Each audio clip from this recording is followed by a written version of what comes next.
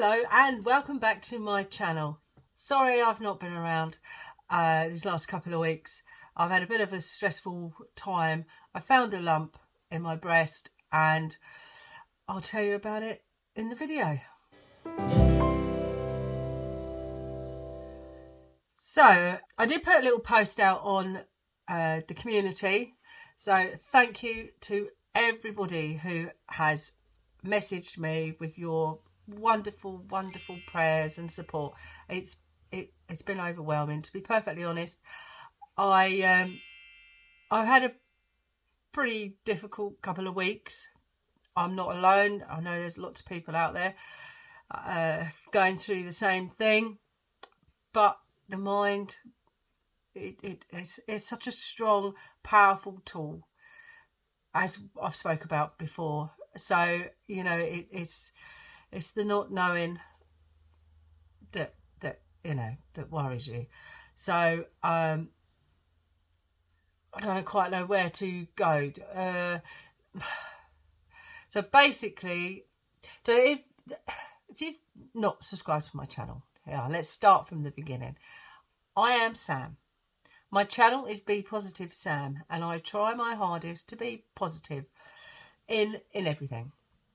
So if you're like me and your diet goes up, down, and everyday life can get in the way, then please give us a like, thumbs up, subscribe, and hopefully with each other we can battle on through this weight loss life journey that we're all on.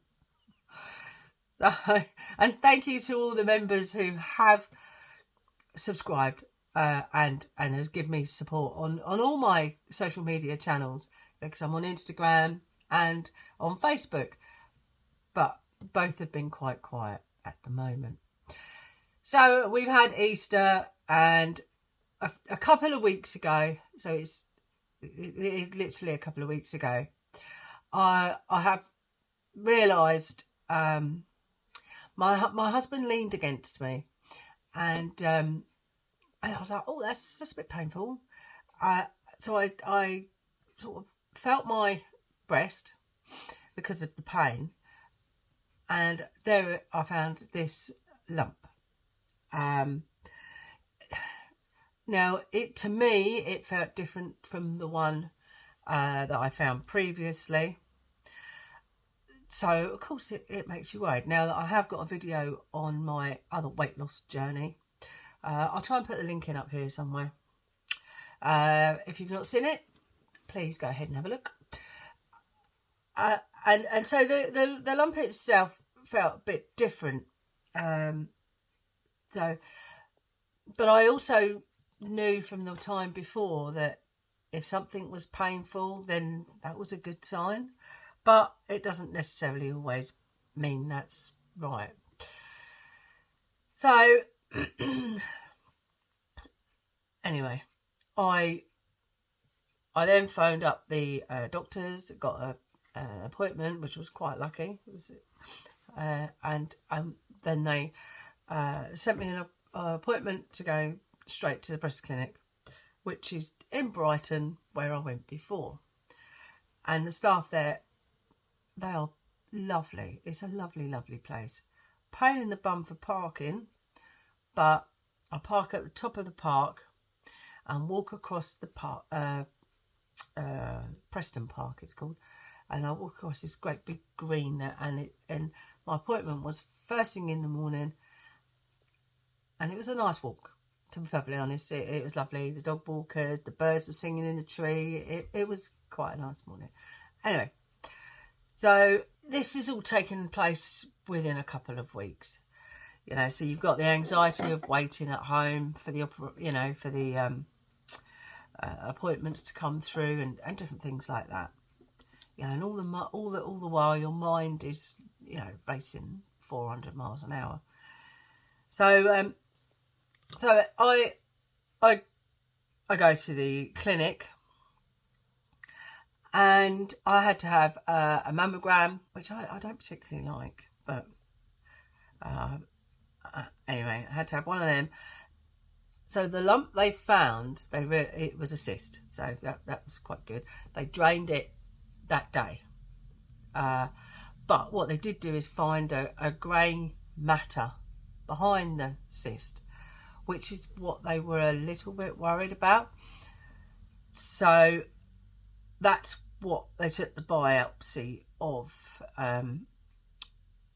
So anyway, I then left there. I had a little trainee doctor with me, and I didn't mind, you know, they've got to learn. So she was with me through the procedures of what I had to have, and then I came home. And a couple of days later, which was yesterday, I got a letter saying that they were quite happy with the results of the mammogram. They haven't got the results of the biopsy, but the scans and the mammogram were both looking like it's I can't say this word very well, a fibroidemia, which is benign. So I've took the biopsy is a you know, the results are going to be okay, because I feel that they wouldn't have sent me a letter saying everything was okay. So that's the good news. So you know, I have been quiet. No, I haven't stuck to plan 100%. You know, I did eat a little bit of chocolate, but I didn't eat masses of chocolate. I have eaten quite a few biscuits because they are my go-to stress thing. And and once I'm starting to dunk, I couldn't stop. So biscuits were played a big major part of a little bit of a weight gain, which I'll go into in a minute. So I haven't been to group. I've used them as sick weeks. So I did tell my consultant about what's going on, which she totally understood. So today is Thursday. It's weigh day, and I haven't been for a couple of weeks. So I walked into group this morning and I said to Wendy, which is my consultant, I said to her, look, this is what's happened. I've been up and down, this, that and the other. Yes, I totally understand. I said, today is yet another line drawn, but I feel like I can now get on because that's behind, and now I'm looking forward.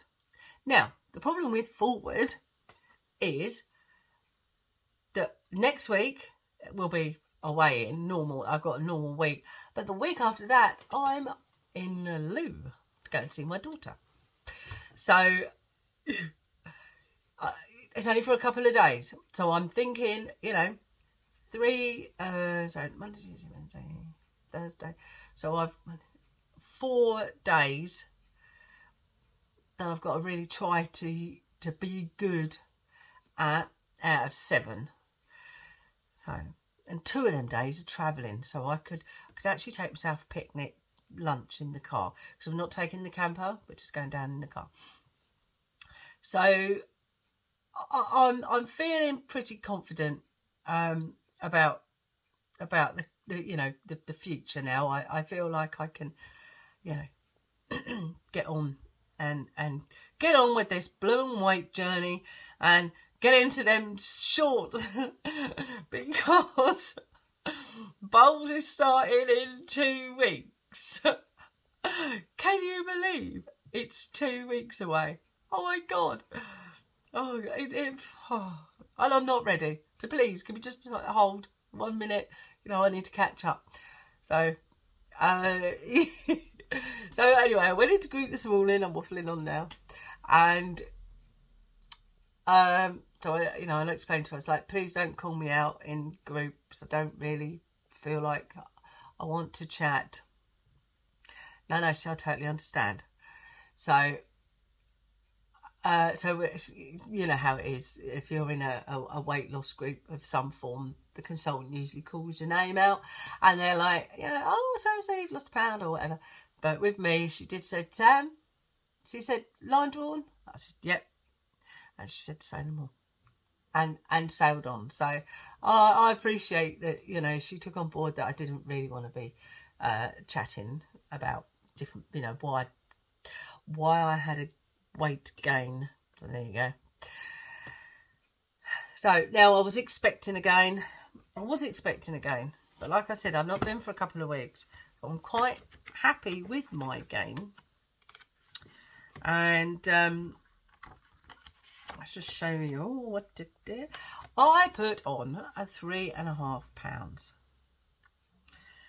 So I'm now back to 13.5, which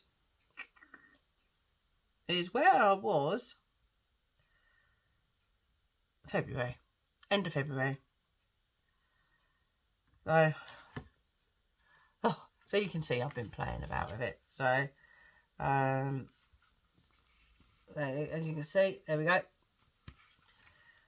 I'm back to 1 stone 11. So I've got to take the 2 stone down again. The dear 2 stone thing's been going up and down in that frame. It's like, what's happening?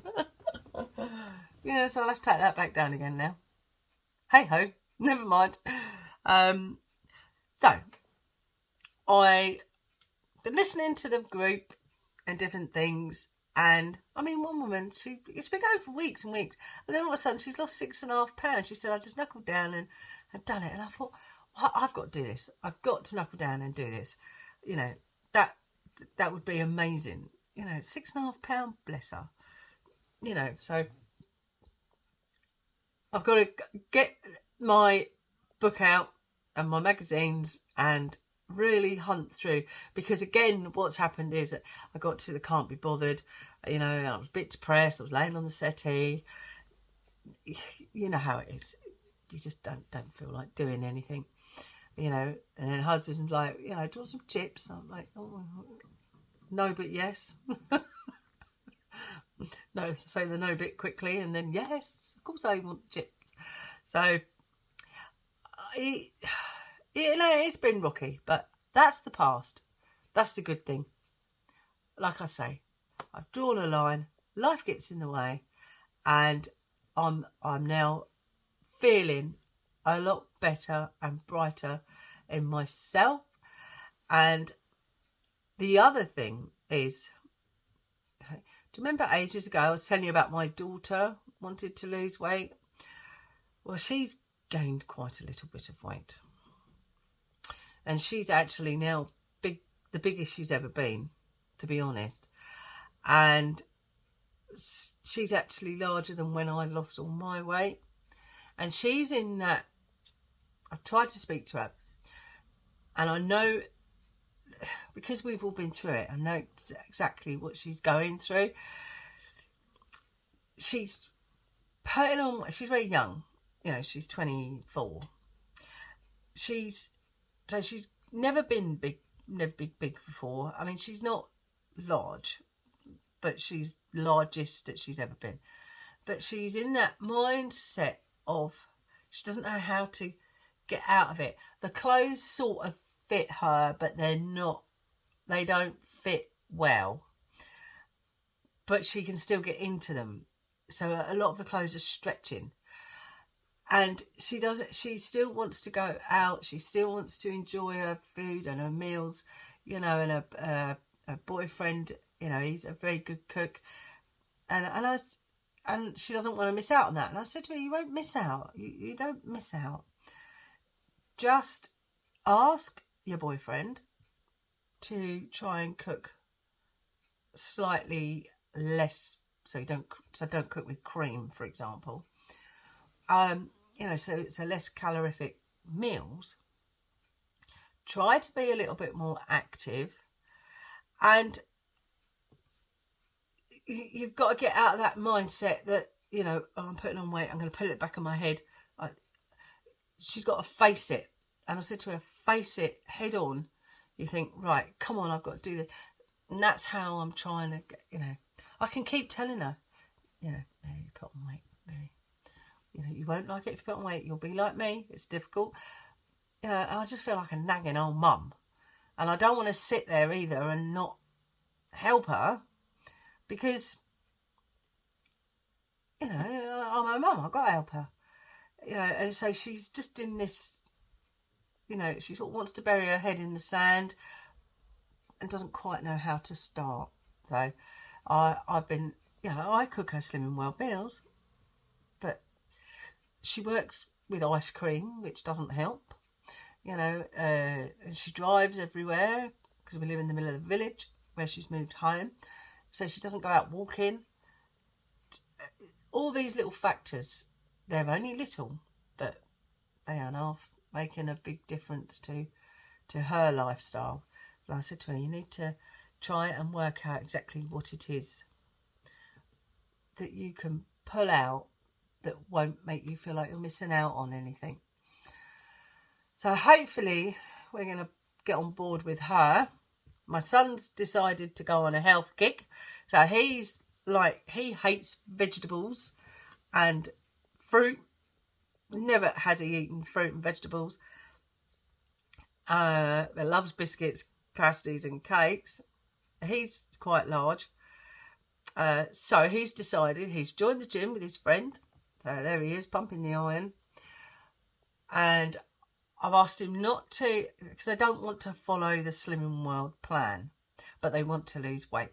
So what I've done with him is I'm telling him to start incorporating at least 1 or 2 pieces of fruit in with his day.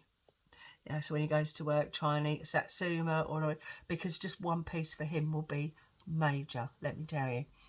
And he actually has got I've got a bag of spinach. So, only the salad one, not the one you've got to cook. And I chopped that up. So he's got something he's trying to eat, like with his chicken or pasta or whatever. So he's really, really trying to be. And I said to him, you're not going to I can't suddenly say to you, don't eat this, don't eat that, don't eat the other, because you will fail at the first hurdle. Your body will go, oh, well, I really want this and I really want that. And before you know it, you'll be sitting upstairs with packets of biscuits on your PlayStation. And then you'll be all depressed. So I said to him, what I personally think you should do is add some fruit and veg into your diet and try to not have such a big bowl of cereal. And I mean he has a big bowl of cereal.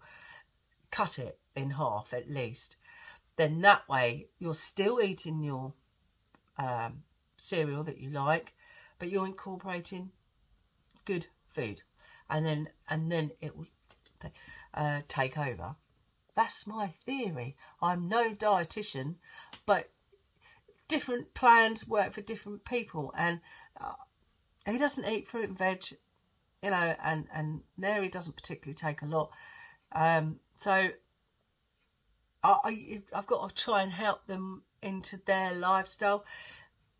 And the thing is, with Slimming World, as we all know, it works for lots of different lifestyles. So little do they realise I'm sort of like trying to get them to sort of be Slimming World, like adding the free foods without them realising. So cheeky of me, I know, but they're going to have to do it slowly, because there is no way in the world they're going to cut out all this stuff and then they'll just be hungry. That's not hungry. They'll get fed up and bored. So, if I said no more alcohol, no more this, no more, they'll be on a they'll be on a calm down, I expect, with him with his beer and with her gin. And I know that neither of them watch this video, but I know the other daughter does, and she'll be cracking up laughing. She'll be going, "Yeah, you're right, Mum." So, what else has happened? Oh, right. Well, chairman. Since I've become chairman, I've had this worry of, the lump and things. So we're finally getting the preparations for the coronation. I have said that I will stand at the tea and cake stall, because we're going to do tea and cakes inside. So I'm hoping by having to serve it, I won't have the urge to go up and buy it and eat it, because obviously it's there to be sold.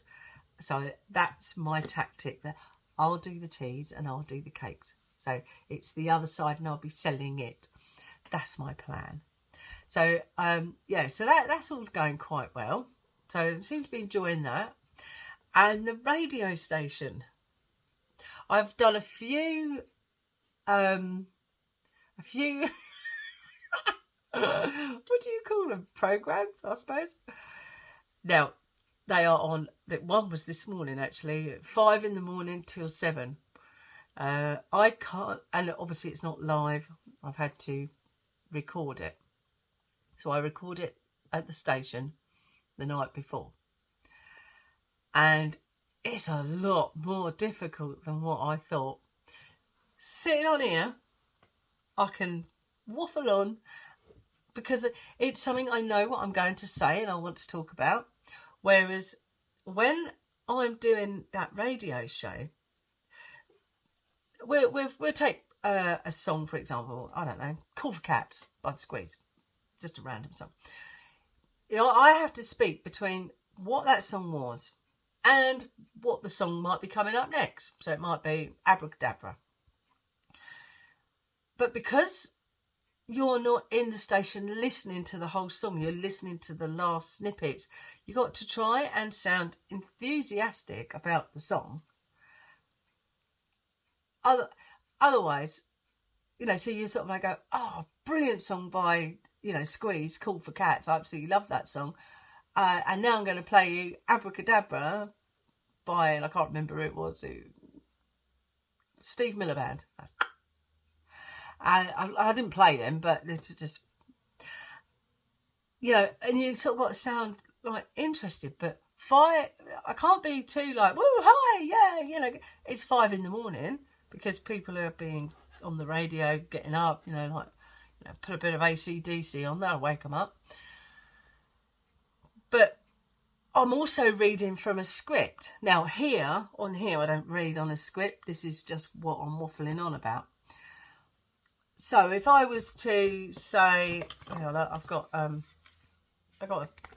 thingy, right? So you're just saying, how did you find out about Albion's interest, Alexis? It all came through my agent. Now, can you hear there's a flat when I'm reading? My head's down, and it's, you played with Carlos Tevez and Mario. What did they tell you about the Premier League? Well, it's flat. Apparently I sounded dead, according to my husband. But that's because I was reading, the head's down. So I've got to learn to put my head up. Now, I'm not in a proper radio station when I'm recording this particular bit. So I've got this big microphone like coming down here. So I'm trying to put my head up. And he said to me, what I want you to do is try to speak to somebody that's over the back of the room. So, it's like, oh, hello over there. How you doing? Oh, how did you get on at the Premier League? Can you hear the difference? You've got you're sort of elevating your voice, but there's absolutely nobody there. It's just a foam on a bit of wall, which is quite difficult to get your head round. And the other thing is that when you make a mistake, when I make a mistake on here, now I can quite easily cut, edit, and which you'll probably see there'll be quite a few bits, and the gaps you can take out. With that, I've got to record the whole thing then in one go. If I mess it up, I can't stop and take out bits. The whole thing has to be spoken again, or if it was live, it would just be live and you've said it and finished it. But I've only done one live one, and believe me, that was scary. That was terrifying, actually. So it's different to, because I thought it'd be very similar to here. Oh, that's all right, I can talk on the camera. But it's so different. It is so different. And then when you think like Ken Bruce and whatnot, they're sitting on their radio, you feel like they're talking to you in your kitchen.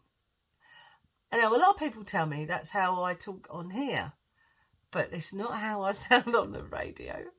But I'm getting better. I was listening to this morning, my 360s at 6 and mystery birthday celebrity of the day. And today's Luther Vandross, by the way. No, he's passed away. I did pick the song Dance With My Father. Now that is a tune. So it's taken a bit longer than what I thought. But I'm enjoying it. I go in and it's either on a Tuesday or a Wednesday, and then I'll trot along. And if I record on the Tuesday night, it'll be aired on the Wednesday morning, and if it's Wednesday night, it'll be aired on the Thursday morning. So if ever you're around and you think to yourself, you're up and you think, oh, Sam's on the radio this morning. I'm not on every morning. It's 103.8 FM, Mid Sussex Radio, and you might hear me. But it is only once a week, and it is 5 till 7 in the morning. So, stick your alarm on. But it won't be, my eyes watering. So it'll be next Thursday. Yes, next Thursday morning. So by the time this goes out, hopefully it'll be out later today or tomorrow. So just think, next Thursday morning, 5 till 7, I'm up, getting ready for the day. Oh no, I'm going to stick Sam on. Then perhaps you might be able to give me a bit of feedback and say, Sam, that was pants, or you're getting there, whatever. So anyway, right, that's it. I am going to finish here. So give me a thumbs up, give me a like, a comment, anything you like. I am back on it, and I'm going to try and do this back again weekly. It went a little bit, but and thank you for watching. It's much appreciated, and I'll hope to see you again soon. Thanks a lot. See you later. Bye.